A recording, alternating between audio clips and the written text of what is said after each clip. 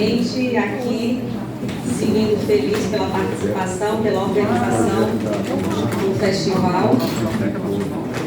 Feliz também por saber que muitas pessoas pela cidade, eu recebido mensagens de pessoas que estão, que falam que queriam estar aqui em Manaus neste momento para participar, e realmente é importante a gente poder ter um festival, falar de literatura aqui e lá na praça. Quem não foi à praça ontem perdeu, foi muito bom. Tá? Obrigado, Cássia. Boa tarde a todos. Eu agradeço o convite para participar dessa segunda edição do Festival Literário de Manaus. Isso muito me honra. Eu parabenizo a organização do evento, os colaboradores e apoiadores, e deixo um agradecimento especial que foi meu interlocutor o tempo todo, o professor Guilherme. Antigamente eu falava muito, e quando eu tenho um evento com uma hora marcada, eu acho assim, muito chato a gente extrapolar o horário, porque tem sempre alguém que vai falar depois. Então eu peguei o hábito de escrever o que eu vou ler, porque é uma forma de você se policiar, ser conciso e adequar a sua fala ao tempo que lhe foi disposto. A gente começa a falar meio assim, sem um roteiro, sem uma colinha. Muitas vezes a gente se entusiasma e acaba entrando por veredas que vão se bifurcando, né? E de repente passa do tempo e assim por diante. Então eu vou me valer da minha colinha, vou lendo, vou comentando com vocês, parando em algum ponto que pode parecer obscuro. O tema que me foi sugerido é o papel social do escritor. Um leitor de literatura, ele começa pelo título, né? Porque o título é um horizonte de expectativas para aquele que vai ler. Então você começa sempre pelo título. O título abre um horizonte de expectativas, que pode se confirmar ou não, né? Então, leitor que sou, imitando o Machado de Assis e Dom Casmurro, eu começo pelo título. No título, o papel social do escritor, que me foi dado, o substantivo escritor não vem restringido por nenhum adjetivo, tá? Papel social do escritor, ponto. Bom, como essa minha fala se dá num festival literário, fica pressuposto o adjetivo do escritor de literatura ou do escritor literário, né? Então veja, eu vou me ater especificamente a falar do escritor de literatura, do escritor literário. Lembrando que não se pode pensar no papel do escritor sem lembrar o contexto social. As duas coisas estão evidentemente relacionadas. Aqui presente nós temos escritores, né? E temos uma maioria de leitores. Eu diria que todos somos leitores, porque quem é escritor é também leitor. Então essa minha fala, ela é destinada a todos que tenham alguma relação com a literatura, seja na qualidade de autor literário, como estamos aqui, seja na qualidade de leitores, que somos todos nós aqui, seja na qualidade de estudantes. Aqui algumas pessoas que estudam literatura, fazem pesquisa sobre literatura. Então a minha fala é dirigida ao público geral, a todos que têm alguma relação direta ou indireta com a literatura. Falar do escritor de literatura, do escritor literário, é percorrer duas veredas: a literatura e a sociedade. Ocorre que essas duas veredas, como no conto do Borges, elas se bifurcam e vão se bifurcando. Então isso vai me obrigar a falar sobre veredas relacionadas a essas duas primeiras veredas. Então, falar de literatura é percorrer, em primeiro lugar, a vereda da cultura, especificamente a da cultura escrita, embora a gente saiba que existe uma literatura oral. E falar da cultura e falar da linguagem, da escrita, é falar da linguagem. Portanto, quando se fala de linguagem, nós estamos na ordem do simbólico. Na medida em que, pela linguagem, nós podemos nos relacionar com aquilo que é ausente e criar novos mundos. O escritor exerce um trabalho, minha gente. O ato de escrever é um trabalho que consiste na criação de um objeto cultural e que, portanto, ele tem caráter histórico. Então, ele vai veicular valores, crenças e ideologias. Como vocês estão vendo, agora eu já estou percorrendo uma outra vereda. Eu entrei para a vereda da sociedade. Gente, o escritor é um demiurgo. Essa palavra pode parecer estranha a algumas pessoas, mas demiurgo é uma palavra que tem dois radicais gregos. O primeiro, todos vocês conhecem, demos. Demos, que aparece em democracia. A gente aprende na escola que demos é povo, público. E orbus, que é uma palavra grega, que significa aquele que trabalha. Demiurgo é aquele que trabalha. Para Platão, o demiurgo é o artesão divino. Para os gregos, o demiurgo era aquele que trabalhava para a comunidade. Como produtor de um objeto cultural, o escritor não só integra a cultura, como também ele expressa a cultura. Ele vai permitir o intercâmbio cultural. Como vocês estão vendo, sociedade e cultura são veredas que se cruzam. O tema desse encontro é desafiador, porque me obriga a falar de fora, porque eu não sou um escritor de literatura. Minha relação com a literatura foi e creio que sempre será a de um leitor, de um professor, de um pesquisador, de um escritor de livros sobre literatura, mas nunca livros de literatura. Se nós pensarmos na literatura, que na literatura o escritor, por meio da obra, se relaciona com o público, ou seja, com seus leitores, e que a obra, depois de publicada, passa a ser, o nome já está dizendo, publicada, a obra passa a ser pública. Embora eu não seja escritor de obras literárias, eu não me sinto nada constrangido em tecer considerações sobre o papel social do escritor de literatura. Pois, como eu disse, eu sou um leitor literário e atuo como professor e autor na formação de leitores literários. Falar do papel social do escritor é tratar das relações do escritor com a sociedade.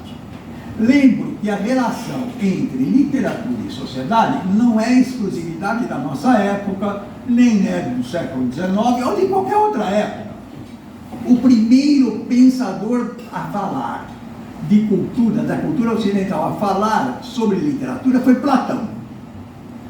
Interessante notar que ele trata disso numa obra que é a República. Ele fala na República, ele fala de literatura. Veja que coisa interessante. Platão foi o primeiro a falar sobre literatura na obra da República. E o que acontece? Quem já leu a República sabe que nesse livro Platão trata das normas que devem reger a sociedade. Então, literatura e sociedade já está lá na República de Platão. Nessa obra, o filósofo grego destaca que a palavra literária é dotada de um poder, na medida em que ele atua sobre o espírito daqueles que leem. Discorrer sobre o papel social do escritor implica necessariamente falar das relações do escritor com o público leitor, pois é a ele que as obras literárias são destinadas. E também é falar das relações do escritor com o Estado. Quanto às relações com o Estado, é necessário salientar que o escritor não deve permitir a apropriação da literatura pelo Estado, para transformar a literatura que ele produz em literatura chapa branca, isto é, de literatura oficial do Estado. O escritor deve tomar cuidado para que o seu papel social não venha a ser de um porta-voz da ideologia oficial do Estado. Não que o Estado não deva ter relação com a literatura. Pelo contrário, embora o Estado não seja produtor de literatura, ele tem a função de promover a literatura, vista, como a Cássia falou ontem, como um direito do cidadão. Na medida que o Estado deve assegurar à população o acesso às obras literárias. E mais, compete ao Estado dar voz aos escritores em assuntos referentes a decisões relativas a políticas públicas de acesso ao livro e garantir aos escritores a liberdade de expressão sempre. É com alegria, portanto, que me vejo aqui na presença do poder público, no caso a Prefeitura de Manaus, atrás desse evento, patrocinando esse evento. Ainda no domínio social, não se pode deixar de ver as relações muitas vezes complicadas. Isso a gente vinha conversando no carro para comer o tambaqui, que ela me colocou como especialista em tambaqui, as relações do escritor com o mercado. Embora haja no Brasil uma indústria editorial de peso, com editoras de vários tamanhos e segmentos, hoje as editoras são bastante segmentadas, inclusive você tem editoras com capital estrangeiro, são muito poucos ainda os escritores no Brasil que vivem exclusivamente daquilo que escrevem, o que os obriga a exercer outros trabalhos a fim de lhes garantir a subsistência. Na história da nossa literatura, predominam os exemplos de escritores e escritoras cujo sustento advém do exercício de outras atividades que não a produção literária. São ainda inúmeros os autores que têm de custear a publicação dos seus próprios livros, já que as grandes editoras só se interessam em publicar aquilo que tem certeza que lhes dará retorno financeiro. Em obras que envolvem pesquisas para serem escritas, é muito difícil que o autor consiga um adiantamento de direitos autorais para produzir o seu trabalho. Porque as editoras não costumam dar suporte financeiro para ele, para fazer uma pesquisa para depois publicar. Esse adiantamento de direitos autorais é muito difícil, a não ser que seja um escritor consagrado, né? Bom, você podia me arrumar uma linha, por favor? Obrigado.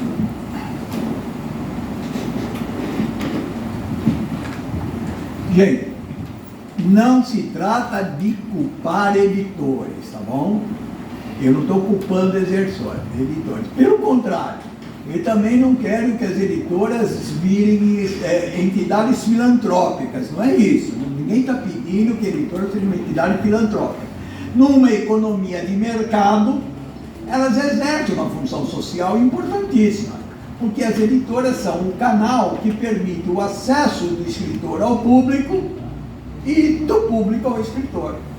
Roger Scarpati, numa obra chamada A Revolução dos Livros, a Revolução do Livro, ele destaca que, abram aspas, não basta proporcionar ao escritor os meios de viver de sua pena. É necessário também assegurar-lhe o nível de vida correspondente às novidades da sua profissão. O mito do poeta romântico que morre de frio e de fome em sua mansarda só assim pode provar o seu gênio, é uma desonesta mentira do capitalismo nascente aplicada a dissociar o homem de espírito do homem de ação, a afastar o intelectual das preocupações econômicas e sociais, fecham as aspas. Apesar de todas as dificuldades, e elas não são poucas, o escritor não deve desistir frente aos obstáculos que se lhe opõem. Eu lembro a vocês que James Joyce levou quase 10 anos, James Joyce, para publicar, para ver seu livro de contos, Dublinenses, publicado. A obra Dublinenses foi recusada por 40 editores. Imaginem se o Joyce tivesse desistido de publicar. Quanto nós não teríamos perdido? a gente não conheceria Jeremias. É preciso lembrar que não existe um escritor privado, pois a partir do momento em que as palavras são escritas e publicadas, adentra-se na esfera pública. O sentido da obra é construção dos leitores, que podem até mesmo construir sentidos diferentes daquele que o autor pretendeu. Eu vi agora o Enem, né? O Caetano Veloso divergindo do gabarito do Enem, que usou uma música dele, ou duas músicas dele. Às vezes o sujeito constrói uma interpretação diferente daquela que o autor pretendeu. A linguagem é dialógica, o sentido é uma construção do leitor, né? A obra literária, mais do que todas as outras, e para usar aqui uma expressão do Umberto Eco, é uma obra aberta. Umberto Eco é uma obra aberta. E a literária é a mais aberta de todas. Mas veja, isso que o Umberto Eco fala, Sócrates já dizia. Sócrates, o filósofo. O Sócrates dizia, abra o aspas, uma vez escrito, um discurso sai a vagar por toda parte. Não só entre os conhecedores, mas também entre os que não entendem, e nunca se pode dizer para quem serve e para quem não serve. Eu faço uma ressalva, retomando algo que disse a respeito da indústria editorial. E num sistema de capitalista, investe, tendo em vista não só o retorno do capital investido, mas também o lucro. Isso é no capitalismo, nada contra. Pelo contrário. Para a sociedade em geral, é sempre bom uma indústria editorial forte, pois, teoricamente, pelo menos, com mais obras publicadas, ganham os autores, ganha o público, ganha a cultura do país, ganha a literatura. É interessante ter mais obras publicadas. Não se pode demonizar a editora. Agora, nem tudo, porém, são flores. Isso porque as grandes editoras procuram investir principalmente em obras que lhe garantam, que atinjam um grande público. E porque atingindo um grande público se aumentam as chances de retorno do capital investido. O problema é qual? Que para atingir um grande público, essas grandes editoras privilegiam a publicação de obras que satisfaçam o leitor médio, que é aquele que tem um gosto médio, que tem uma capacidade média, que tem um conhecimento médio. Então ela vai oferecer produtos médios. E dessa forma ela reforça o senso comum. Marilena Chauí chama atenção para o fato de que a indústria cultural vende cultura. E que para poder vender cultura, ela deve seduzir o consumidor. Para isso, ela não pode chocar o consumidor, ela não pode provocar, ela não pode fazê-lo pensar, ela não pode trazer informações novas que o perturbem. O que ela faz? Ela devolve com nova aparência o que o público consumidor já sabe, já viu, já fez. Obras que reforçam o senso comum acabam prevalecendo sobre aquelas que têm um caráter de inovação e sobre aquelas que, do ponto de vista do mercado, contam com um número pequeno de leitores. Livros e poemas, por exemplo, isso foi dito, eu acho que hoje aqui. Ela investe pouco em livro de poema, livro de poesia, porque poesia vende pouco ou não vende nada. Entendeu? Então isso não interessa para a indústria editorial. Da indústria editorial grande, pelo menos, né? Bom, como eu afirmei, não se pode pensar no papel do escritor fora da sociedade, mas eu lanço a vocês uma indagação. O que faz com que as pessoas considerem alguém escritor? A resposta está contida numa expressão que faz parte do tema dessa palestra. A expressão é o papel social. O escritor se define pelo papel social em que foi, em que está investido e que deve desempenhar a partir da representação dos outros, no caso, a sociedade. No caso, essa representação que a sociedade tem dele. Todas as obras literárias contêm em si a imagem do leitor a que se destinam. É o chamado leitor implícito, ou leitor presumido. Eu escrevo um livro, Eu não sei quem é exatamente, ontologicamente, esse sujeito, mas é um leitor implícito, é um leitor presumido, né? A obra-prima do escritor, a matéria-prima do escritor é a linguagem. E a linguagem, como nós sabemos, ela é marcada pelo dialogismo, o Steinbach.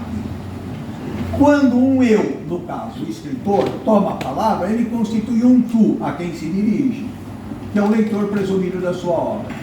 É o conjunto desses leitores, portanto, que faz com que alguém seja reconhecido socialmente como escritor.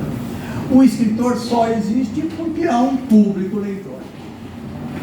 A expressão papel social vem introduzida pelo artigo singular. Estava lá no título, o papel social do escritor.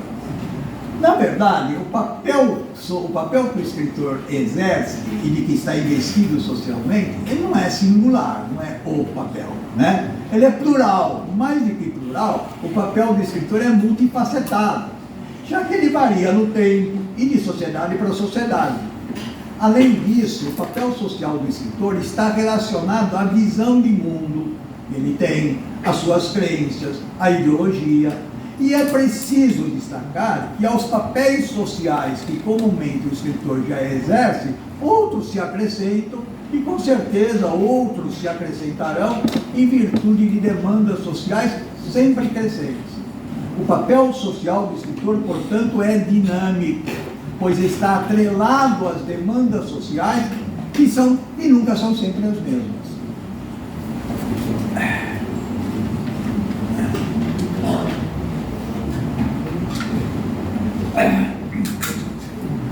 Como o substantivo papel vem restringido pelo adjetivo social, o papel social, o que se destaca no título da minha fala é a função do escritor na sociedade. Mas o adjetivo social não deve ser aplicado só ao escritor, ele deve ser aplicado também à literatura, né? O social é extensivo à literatura. Agora, é interessante que os discursos que falam do papel social da literatura são muito mais numerosos do que os que tratam do papel social do escritor. Nós temos várias obras que falam do papel social da literatura, a literatura e a sociedade, né? Agora, sobre o papel do social do escritor, embora as coisas sejam relacionadas, os discursos são menores. Bom, o foco dessa palestra é no papel social do escritor, não da literatura, né? A Cássia tratou disso ontem. O escritor, embora possa ser visto como um indivíduo, com as suas idiosincrasias, deve ser visto também como alguém que desempenha um papel social pelo qual atua para corresponder às expectativas do leitor. Que não é um sujeito passivo e homogêneo. Esse leitor implícito não é um sujeito passivo, ele constrói o sentido, ele não é homogêneo, você atinge muita gente. O público literário, ele é multifacetado. E esse público não só espera encontrar na literatura resposta para as suas demandas, como também ele vive a literatura dando novas leituras ao texto. Acrescento que mesmo o escritor cuja obra é marcada pela subjetividade, penso aqui naqueles que fazem poesia lírica, né? Ele também desempenha um papel social relevante, porque ele está trabalhando em benefício da sociedade, na medida em que ele, falando do seu eu mais recôndito, ele canaliza as experiências pessoais do eu para o nós, a sociedade. Quando se fala em função social do escritor, é comum que simplifique a questão num tipo de rótulo, que é, entre aspas, literatura engajada. Esse termo está muito fora de moda, parece que está voltando à moda, mas literatura engajada foi um termo criado por Jean-Paul Sartre na década de 40, que era uma forma de designar uma forma de expressão literária em que o autor, por meio da obra, ele manifestasse engajamento, por isso chama literatura engajada, com problemas sociais de naturezas diversas. Iam desde questões políticas a questões culturais e até mesmo questões morais. Podemos dizer que o termo literatura engajada, proposto por Sartre, ficou fora de moda. Mas a literatura engajada, a literatura voltada a problemas sociais, nunca deixou de se manifestar. Não se fala mais de literatura engajada, hoje se fala em outros nomes, mas esse tipo de literatura voltada para os problemas sociais nunca deixou de existir. Atualmente, o engajamento pode ser observado, por exemplo, em produções literárias apoiadas hoje, para pegar um tema bem atual, século XXI, em coisas como identidade, lugar de fala. Não tinha na época do Sartre, mas hoje a gente tem uma literatura que trata desses temas. Obras engajadas lidam com temas relevantes para a sociedade, como desigualdade, injustiça, opressão, direitos humanos, política, meio ambiente, e expõem uma situação política ou social injusta ou indesejável, propondo sempre uma mudança. Atualmente, tendo a literatura engajada, entre aspas, hoje, ela está muito identificada com movimentos identitários, e esse tipo de literatura tem se manifestado como forma de luta em questões relativas a racismo, a misoginia, a LGBTQIA+, fobia, a colonização e outras. São vários os temas tratados. Nessa forma de literatura, o papel social do escritor é promover a mudança social, ou pelo menos provocar a reflexão crítica sobre problemas sociais. A função social do escritor é conscientizar para o problema e levar a uma ação que vise a transformação. Trata-se de uma literatura que implica uma tomada de posição, um ativismo literário. Se mal escrita, já deixa de ser literatura e corre-se o risco de cair no panfletário. Perigoso, né? Às vezes você quer fazer uma literatura de ativismo e às vezes cai numa coisa que é panfleto, né? Por isso essa literatura engajada, estou usando o termo do Sartre, mas já falei que o termo está fora de moda, hoje a gente usa outros termos e eu vou dizer quais são. Bom, se essa literatura, por exemplo, ela funciona bem como ela é alegórica, irônica, metafórica, né? Humorística também, né? Lembrando o ditado latino, ridendo castiga timores, pelo riso você denuncia os costumes, castiga os costumes, né? Bom, como eu disse, o termo literatura engajada ficou fora de moda. Hoje nós falamos em literatura empenhada ou em literatura comprometida. Eu gosto desse termo, literatura comprometida. Essa expressão literatura comprometida, ela foi usada pelo crítico palestino Edward Said. E ele usou o termo literatura comprometida para designar um tipo de literatura voltada exclusivamente para problemas sociais. A literatura comprometida normalmente costuma ser vista por oposição a um tipo de literatura dita de entretenimento.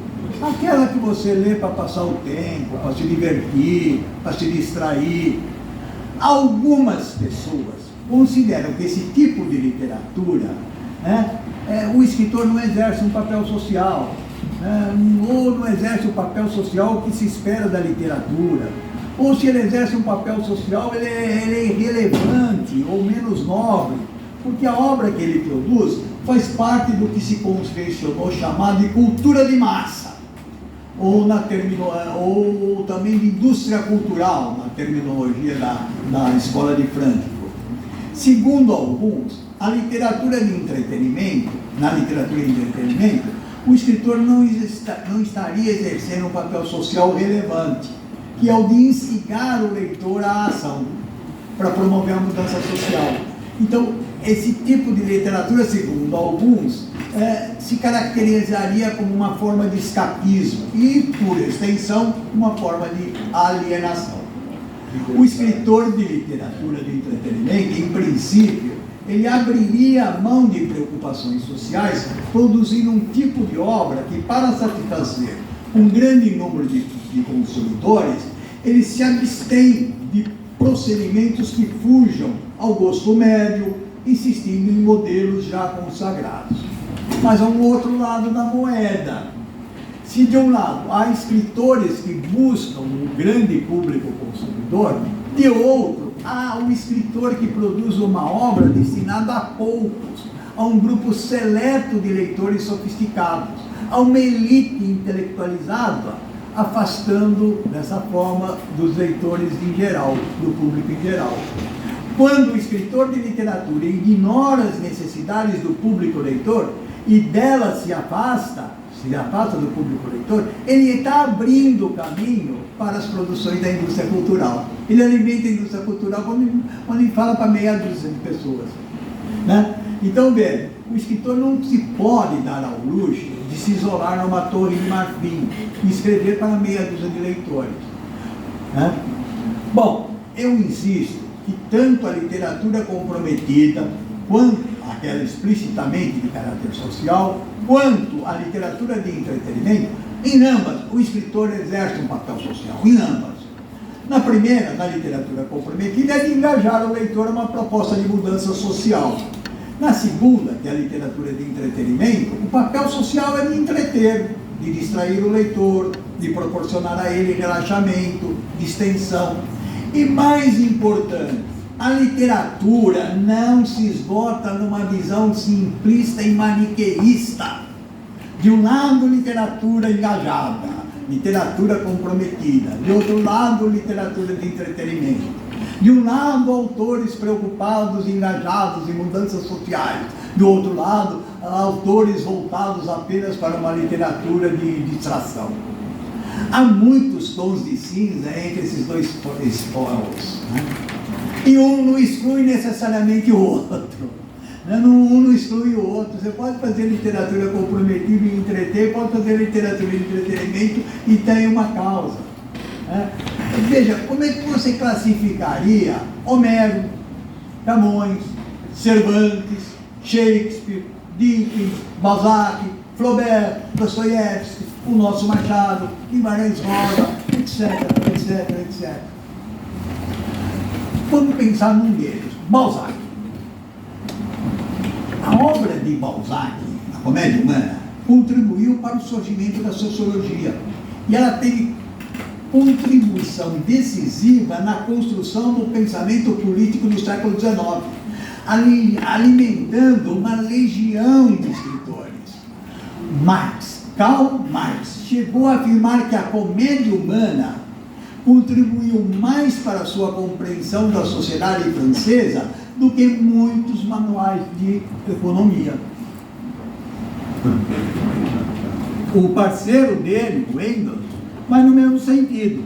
O Engels dizia exatamente a mesma coisa. Ele dizia assim, abram aspas, é o Engels falando, ele diz, falando da obra do Balzac, Engels falando de Balzac, abram aspas, mais do que aprendeu um historiador, Balzac, o Engels aprendeu mais com a obra de Balzac do que com todos os historiadores, economistas e estatísticos profissionais do período. Considerar a literatura de entretenimento como menos nobre revela, portanto, uma visão míope por 3 motivos que eu vou expor. Primeiro, mesmo a literatura comprometida, ou literatura de proposta, que é o nome que Humberto Eco dá, Humberto Eco chama de literatura de proposta. Não, na verdade ele o chama de literatura de proposta porque ele não gosta do termo literatura erudita. Realmente é ruim o termo literatura erudita. Então ele chama de literatura de proposta. Mesmo na literatura comprometida, o autor exerce uma função social que é de entreter o leitor. Então essa literatura, né, comprometida exerce a função de entreter o leitor. Lembremos que Balzac, Dostoiévski, Machado, também o propósito de entreter o leitor, ou não? Ou não? Claro que há. Não é verdade? É claro que a literatura desses autores não se esgota no entretenimento, na medida em que ela abre a percepção do leitor para problemas sociais, éticos, morais, existenciais e outros. Eu me lembro da primeira leitura que eu fiz do Crime e Castigo do Dostoiévski, quando eu era bastante jovem, era aluno do ensino fundamental 2, esse 8º ano e 9º ano. Eu li a obra do Dostoiévski avidamente, como se fosse um romance policial. Mas eu achei um romance policial meio esquisito. Não tem romance policial diferente esse aqui. Porque logo nos primeiros capítulos já dizia quem era o assassino. Né? Você começa a ler o livro e já sabe que o Raskolnikov mata as duas velhinhas. Mas que romance? Aí tem que prender o Raskolnikov. O inspetor vai atrás dele o tempo todo. Então, que romance policial esquisito esse? Logo no começo eu já disse quem é o assassino, quem o matou. Então já está desvendado o crime. Bom, mais tarde eu fui ler Dostoiévski, né, O Crime e Castigo. Eu percebi que o livro não é um romance policial, propriamente dito, né? Que ele trata de questões existenciais profundas. Está uma distância quilométrica, de anos-luz, aos romances policiais tradicionais, à moda de Simenon ou de Agatha Christie. Segundo, ressalto que há literatura de entretenimento de qualidade. Sim, literatura. Gente, eu adoro romance policial. Tem romance policial muito ruim, mas tem romance policial muito bom. O Chandler, por exemplo, é magnífico, magnífico. É um romance policial de primeiríssima qualidade. Então você tem aquilo que se convencionou de chamar de mid-cult, cultura média, cultura mediana, alguma coisa intermediária entre o popular e o intelectual. É alguma coisa que se opõe ao mass cult, a literatura de massa, né? Em muitas obras da mid-cult, o autor, ao mesmo tempo que ele exerce a função necessária do entretenimento, ele desperta a atenção do leitor para problemas sociais. Os exemplos são vários. A leitura de obras literárias, ou de obras de proposta, né? Literatura de proposta, ou do cânone literário, não significa abrir mão do entretenimento. Não significa. Quando alguém manda ler uma obra do cânone, você não está abrindo mão do entretenimento. Eu volto ao meu tempo de colégio. Quando eu li O Alienista, do Machado de Assis, eu me detive, achei a leitura deliciosa. Eu ria em voz alta com as coisas malucas do Simão Bacamarte. Quando ele resolve internar a própria Dona Evarista, eu falei, não, eu ria. Eu via bandeiras despregadas, como se dizia antigamente. Mas ao mesmo tempo eu percebi que ali havia muita coisa além do entretenimento. Além de um louco que resolve internar todo mundo no hospício da Itabaiana. Então ela é muito mais que entretenimento. Embora ela me serviu como entretenimento também. Eu já perdi a conta de quantos livros eu li que me proporcionaram ótimas horas de evasão e entretenimento e me chamaram a atenção ao mesmo tempo para problemas sociais e existenciais. Um conto como Uma Galinha, da Clarice Lispector, que todos vocês conhecem, há lances cômicos, vocês vão lembrar. Era um domingo, a família comia a galinha, e na hora que o maridão ia pegar a galinha, e de calção a galinha começa a fugir, sobe em cima do muro, e lá vai o sujeito como um caçador pegar a galinha. Quando ele pega a galinha, o que acontece? A galinha bota um ovo. Quando a galinha bota o ovo, a filha, mamãe, se matar a galinha, nunca mais como galinha na vida. E não matam a galinha, e o que acontece com a galinha? Ela fica jogada no canto da cozinha. No canto da cozinha. Ela que fora nascida para a maternidade, fica no canto da cozinha. Eu acabo na hora. Fica no canto da cozinha. Ela fica perto do fogão. Ela que fora nascida para a maternidade fica no canto do fogão, fica no canto da cozinha, do fogão. Nunca se adivinhara nela um anseio. De repente você percebe que ele não está com a Clarice, não está falando de uma galinha, ele está falando de um tema bastante relevante. A galinha é uma figura que reveste um tema como o da maternidade, do papel da mulher. O terceiro ponto que eu destaco é que na literatura de entretenimento, o autor exerce uma função social importantíssima, que é a de formar leitores. Nesse sentido, não se pode deixar de destacar a função social que exercem os escritores de literatura infanto-juvenil. Os leitores de literatura de proposta, aquela literatura engajada, não começaram a sua vida de leitores lendo Proust, Joyce, Kafka, Faulkner, Guimarães Rosa.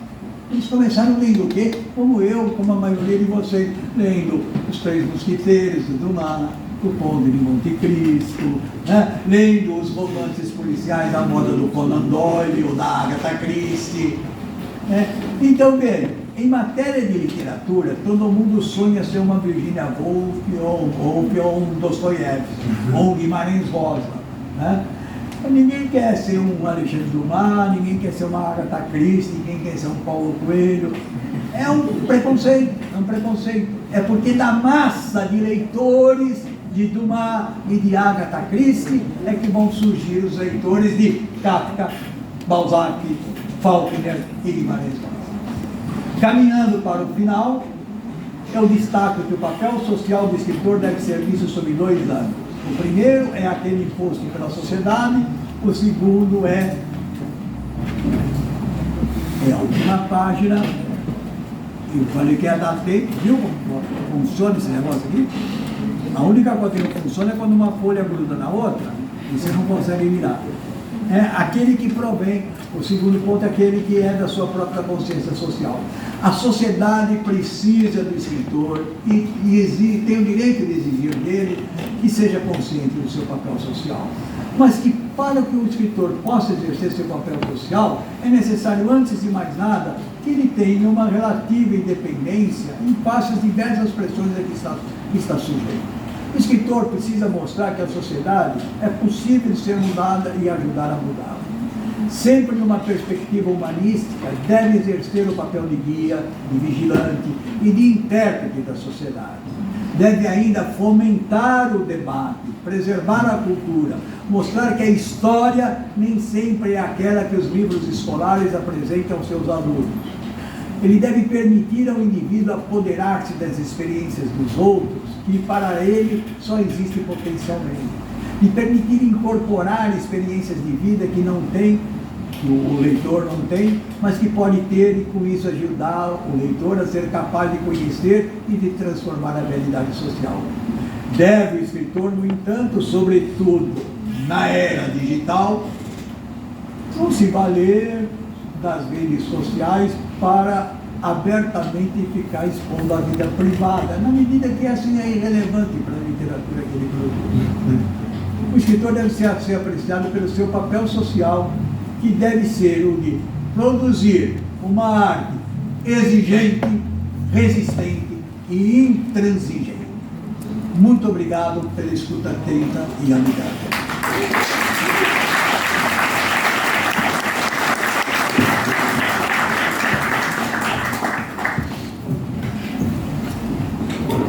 Deu bem certinho? Deu certinho. Como é palestra, não abrimos para perguntas, mas espero que aconteça como ontem, né? Que a gente pôde conversar bastante depois desse momento de palestras e aí reforço na praça. Ontem foi tão bom que eu reforço para que todo mundo participe. Muito obrigada, Hernandes, pelas falas. Eu que agradeço, Cássia, eu que agradeço a sua presença aqui e agradeço também a presença de todo o público presente. Muito obrigado de coração e até uma próxima. Espero que tenha presente.